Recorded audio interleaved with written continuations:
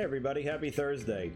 Today we're going to discuss different investing styles, different styles for different times, or specifically, growth versus value. These are concepts that we hear a lot about. Again, stuff I get a lot of questions about. So, what is a growth and what is value?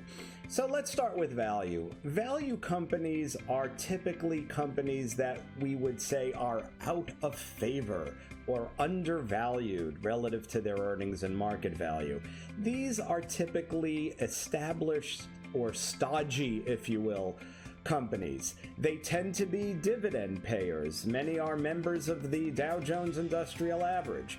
And dividends provide extra value, especially in low interest rate environments like where we find ourselves right now. But realize that just because a company is undervalued, that doesn't mean it's not valuable.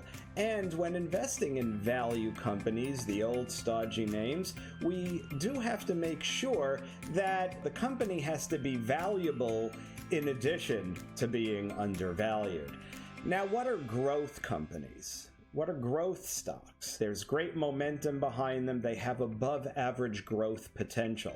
They tend to be more aggressive companies. They typically don't pay dividends because they're taking all that money and reinvesting it into the company itself. And they may trade at higher price to earnings ratios, price to earning multiples, because we are paying a premium for this accelerated growth potential. So, which is good?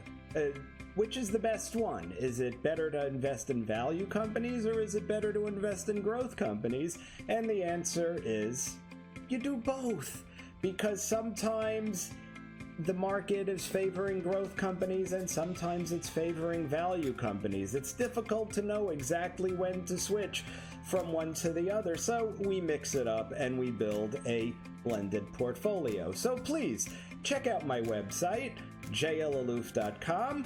Go under resources where you'll find a lot of cool stuff. Articles, newsletters, calculators, flipbooks, including this particular article that goes into value and growth investing, and you see different styles for different times. In the 2000s, the decade of the 2000s, it was a time for value investing, and in the last decade, the 2010s, it was clearly a time for growth investing.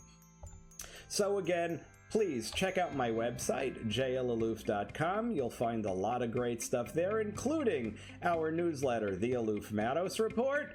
Thank you so much for joining us today, and make it a great day.